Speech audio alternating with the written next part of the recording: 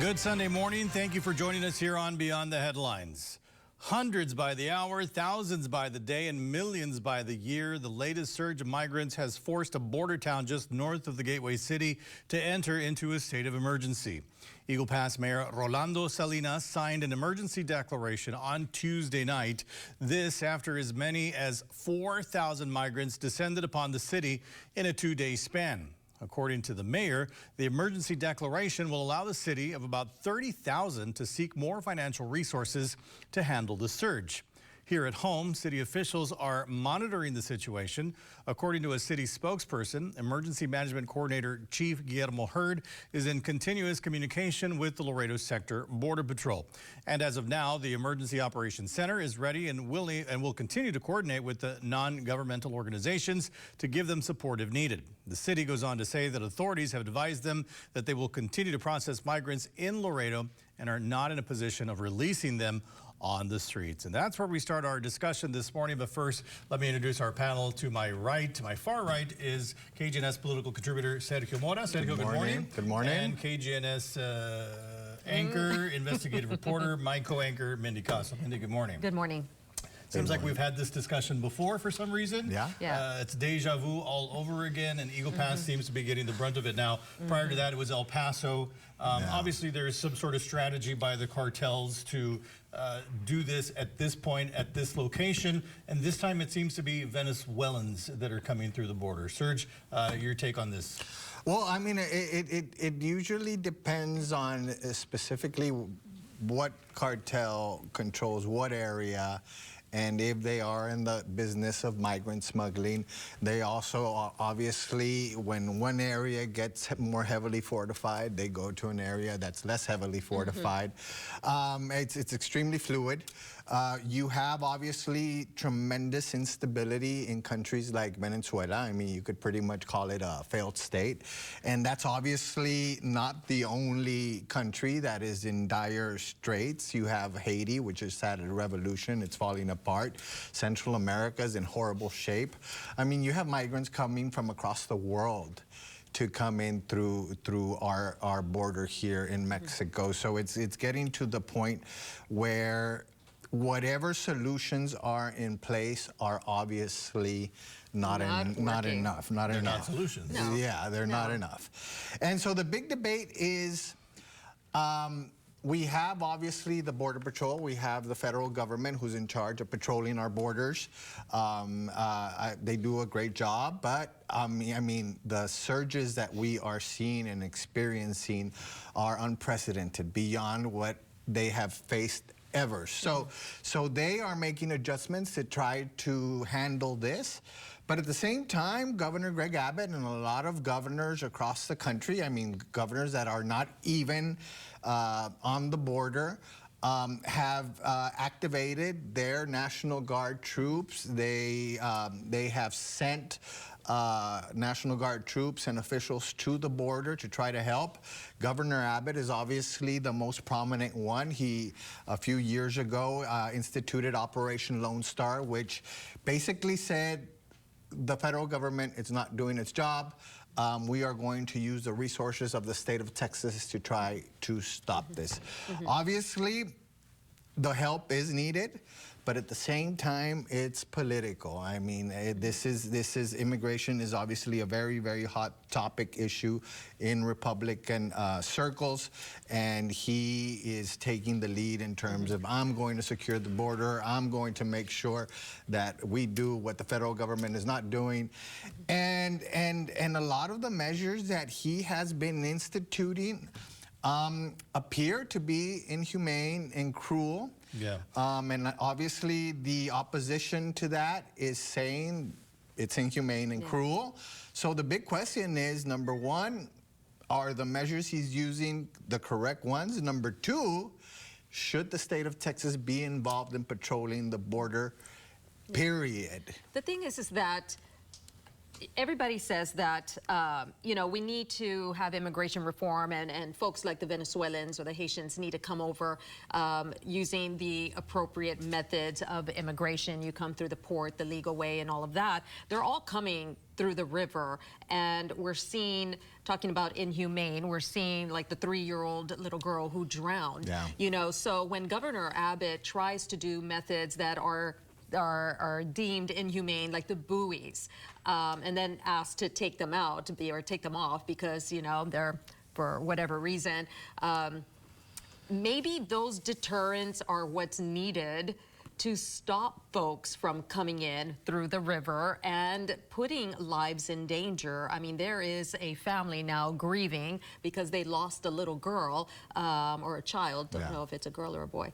And I don't know if those deterrents, maybe if they would have seen buoys in the middle of the river, maybe at that point the family would have said, you know what, we can't get around those, so let's hold back. I mean, I'm thinking of what families are putting their young ones and themselves in danger because they're trying to cross a river, and that's just, you know, and Serge, you say it's unacceptable. political and that the Republicans are using this, but you've got Democratic mayors from major cities that are saying, hey, look, we can't take this anymore. And if you have a Democratic city like Chicago, New York City, that are saying, we can't do this, you know, poor Eagle Pass, 30,000 people, and they're getting 4,000 people. Yeah, I they're mean, not that's equipped just, to handle that. This is just really out of hand. Yeah. Well, I mean, you have members of our communities, border communities, saying, you know what? New York, Chicago, like, this is what we experience on a daily basis. And all these mayors were very progressive, very welcome, everybody come in, we're gonna shelter you. They have shelter laws to make sure that everybody gets shelter. It's overwhelming their systems. And all of a sudden, now they're filing lawsuits. All of a sudden, these very progressive, very Democrat mayors are saying we need to do something about the border. So it's become like this whole busing novelty that started off as a novelty, all of a sudden is bearing a lot of fruit to the Republican governors like Greg Abbott, in that it's raising public awareness of like, hey man, this is a very serious deal, and not just here, across the world. At the time that he did it, though, everybody was saying it's a political stunt, et cetera, and now look. Well, you know, our own Congressman, Henry Qued, because we talked about the Democrats are also talking to the Biden administration and saying, hey, we need help. You know, Congressman Qued has always been very vocal, and he did take to social media as well on X, which is formerly known as Twitter. He addressed the situation in 2 posts. He said, that is what's happening on the border is, quote, unsustainable and needs to be addressed, citing the number of migrants who cross into Eagle Pass. And in a second post, he said it was time to listen to border communities and readjust current policies to have real consequences at the border. But it's just not happening. I also think it's very unfair to Border Patrol to get them. All of a sudden, Border Patrol agents are all having to go to these cities like Eagle Pass and other places to help them do crowd control and all of that. And at the same time, you're taking them away from what their duties are here along our city. Tell us exactly that. So then what happens is that our ports close, the checkpoints, excuse me, they close down because all of the Border Patrol are having to go to Eagle Pass or whatever other city to help do crowd control, and that's not right. The problem, I think, with the Democrats is that they are knee-jerk, instinctively against absolutely any attempt to try to secure the border. And I'm going to use the buoys, for example. The buoys are inhumane. The buoys have been there for months, and then all of a sudden they found that 2 migrants that had died that were stuck against the buoys. There you go, it's inhumane, but then they discovered that they died a long way upriver and they just happened to drift towards the buoys. So the buoys have proven to be not inhumane and cruel as they are depicted. Razor wire, on the other hand, you have migrants trying to get through the razor wire and they're getting injured and stuff. So I think that we have to take a mixed approach and like, okay, this sort of works as a deterrent. This is cruel and inhumane, but I mean, let's cooperate. Let's not just say, no, that's bad, that's wrong, that's cruel, that's inhumane. I mean, because obviously they're going to continue trying to cross the border, and that part part of Eagle Pass has, I believe, shallower water, so Yeah. they try to go through there as opposed to coming, through over here. So how do you stop them from crossing the river? And politically, I mean, politically, and this has happened in Europe a lot. If a country doesn't address this, if it doesn't really get serious about securing the borders, the population wants secure borders. I mean, they want people treated with dignity and respect and no separating families, no cruelty. But at the same time, they want an orderly immigration process. And when there is not, they vote for the right-wing person that is saying, I'm going to do whatever it takes to secure it. And that's where you end up electing right-wing governments like Viktor Orban in Hungary and Donald Trump in the United States and stuff, because this is an issue that people care about. And when the Democrats say, no, we're against that, we're against that, we're against that, we're against that, we sort of are affirming the narrative that, well, we don't want any solution, so we must be for open borders like the Republicans are saying, and that's not the case. And our cities can't continue with the surges, like you said, poor Eagle Pass. I feel for them, and I also feel for that family that lost a little girl. I mean, that was unfathomable. And you're asking for something to happen in this country that is not happening, Serge, and that's a sense of a show of bipartisanship to solve this problem, and it's not going to happen. And it's politics, like you said, on both sides. And what we need is an overhaul of the asylum system. It was created after World War II for Jewish refugees fleeing Nazi Germany.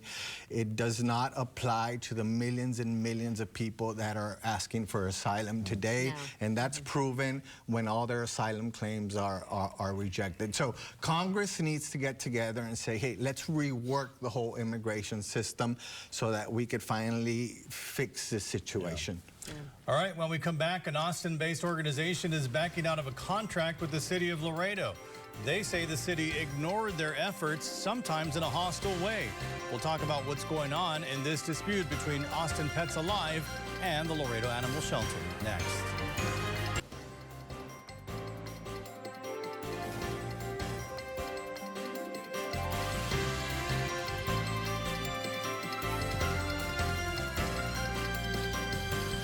All right, welcome back to Beyond the Headlines. Earlier this month, an organization explained its decision to end its contract with the City of Laredo Animal Shelter. Austin Pets Alive decided to end its veterinary services contract with LAX effective the first week of October. The group says it was due to a lack of cooperation with shelter leadership. They told us they were aware of the challenges the Laredo shelter had been facing, but were able and willing to help. We did not make this decision overnight. We tried every way we knew how this year to communicate with the shelter director. We were met with resistance. The city leadership and council, we met with them as well. And ultimately, our efforts were not only ignored, but they were met with just increasing hostility and wildly false misinformation. So the resistance and the misalignment of goals, ultimately, 8 months later after our contract, is the real reason why we ended up putting our 30 days notice in. In a statement provided to KGNS, the city of Laredo says they were aware of the formal notice from Austin Pets Alive and that although they're disappointed with the decision, they are thankful for all of the organization's efforts. The statement went on to say that the Laredo Animal Care Services Department is preparing a plan for long-term emergency veterinarian services, including filling the need with local veterinarians who have offered to help. The city also said that they are preparing to focus on improving relations with rescue organizations and increasing the fostering program that complements the shelter to ensure a focus on all animals being adopted or rescued. So that's where we take our discussion next. On the same note that I mentioned on the last topic, it's deja vu all over again. We're talking about the Laredo Animal Care Services, the local shelter, Serge. Yeah. I mean, that's all bull crap. All right. I mean, why haven't they been doing this for a long time? I mean, the shelter has been a mess for a long, long time. The rates of euthanasia, of the amount of animals that they just kill, that they just put down, is just insane, is way higher than any other community.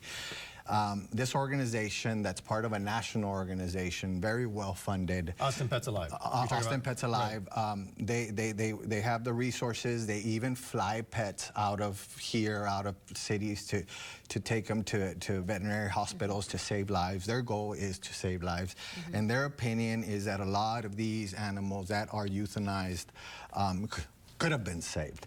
But there is impetus to continue with the status quo here. You have a veterinarian that gives tens of thousands of dollars in political contributions to city council members to maintain the status quo, for them to be the provider of the veterinary services, and they don't want these organizations to come in and elbow in on their work. And so you have a city council, not all of the city council, but enough city council members who receive political contributions from local veterinarians whose interest is not saving animals' lives, but appeasing political contributors. And I mean, it just falls into the same narrative that this town suffers under for every industry, not just that. This pay to play, give me political contributions and I'll give you city business. Wow. And it's sad and it's tragic. And I think that we need people to staff that facility that know about veterinary services, that know about animals. We don't need political appointees to be in charge of delicate issues like that, that take care of our poor puppies and cats and dogs and everything. I mean, you're talking over 300 pets. Last time the shelter was here with the Pet of the Week, she said we got over 300 pets at that location. Wow. And they are not like Laredo Animal Protective Society. Laredo Animal Protective Society is a no-kill shelter. They do euthanize. And so you're saying there's a political correlation here then? There's an extreme political correlation. I mean, just in January, there was a $10,000 single political contribution from a veterinarian to a city council member. And that's public record? Yeah, you can look it up. It's in the campaign report. $10,000 a veterinarian giving to a city council member. I mean, congressmen don't get enough that much money. So it's obviously this is the end result. And I mean, it goes back to money.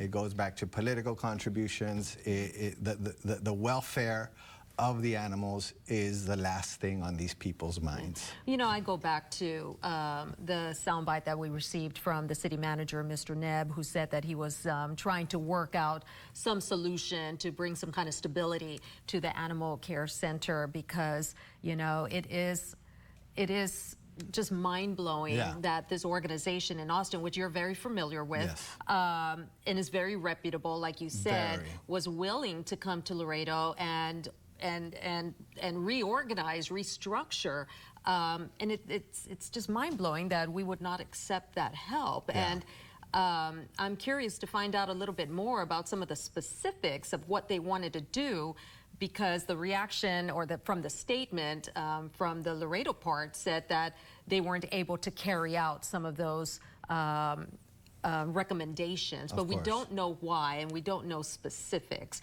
But I am curious to find out what the city manager is going to do to try to bring down those numbers of animals that are euthanized, because that's just so sad. It's unacceptable. This organization comes in, it uses its own resources, it treats the animals, it tries to save them, and that obviously gets in the way of the local veterinarians who have contracts with the city, who are not getting the business that these people are taking from them, you know? And it's a sad state of affairs, because these organizations like Austin Pets Alive, their mission, their goal is noble. They love dogs. They love cats. It's all these young people that want to help. And they come into this cesspool of political cronyism and scratch my back and I'll scratch yours. You give me a political contribution, I'll give you a contract. That's held this city back for a long, long time. Yeah, you know, I go back to a conversation I was having with Heatwave just the other day, where he said that he was telling me that he took in a stray cat and took the cat to a local veterinarian because he wanted to get the cat fixed so that it wouldn't obviously reproduce. And he walked out of there. All he needed was for that cat to be spayed. Yeah. And he walked out with a $750 bill. And he came to me and he was like, Mindy, now I understand why Laredoans don't spay or neuter their animals, because I had one stray cat that just needed to be spayed. All I wanted to do as a citizen is do the right thing and spay this stray cat so that I can keep it and it would be, you know, would not reproduce. And I paid $750. He's like, how do we expect everybody else to pay $750? In Austin, they do it for free every single Labs day. is doing the TNR, the Trap, Neuter, and Release. Yeah, I love TNR. You've got Pets Alive Laredo, I think is the name of the organization. Mary Bender. These are two women that volunteer their time to rescue animals from the city shelter. I'm guessing Austin is that, but on a much bigger scale. Of course, They every day they have these clinics and hundreds of people line up, and the service is free. Yeah, I think you're absolutely right, and I don't mean to interrupt you, Sergio, but you're right when you say that we have a problem with very few veterinarians in Laredo. We have, you know, probably less than 6, I want to say. Prices being so expensive. We can't afford spay and neutering, and the overpopulation is just leading to the problems that we have in the animal shelters, but nothing is being done. You have veterinarians that give $10,000, $20,000, $30,000 contributions, and they get hundreds of thousands of dollars in return. And that's what's important to them, not the animals. Thousands of animals are put down because of this arrangement when it doesn't need to happen. And I invite everybody to go look up the political contributions and see what veterinarians are giving city council members donations and to what amount, and you'll see the problem right there. We got to leave it there. When we come back, the one thing our panelists cannot stop thinking about from the past week. All right, welcome back to Beyond the Headlines. It's the one thing our panelists cannot stop thinking about from the past week, Surge. Well, guys, this past week I did something really cool, really fun. I had never done it before in my life. I don't think anybody has done it ever before in their lives. Let's just roll the tape, please.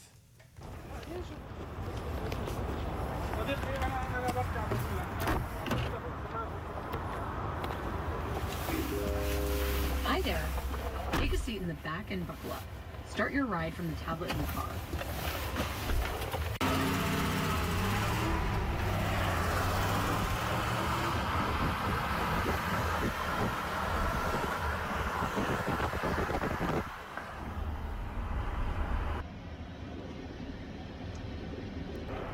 Here we go.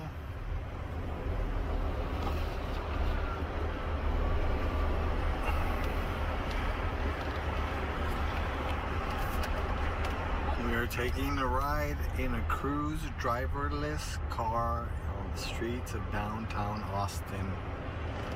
My first time doing something like this. Putting my life on the line so you viewers can experience this firsthand.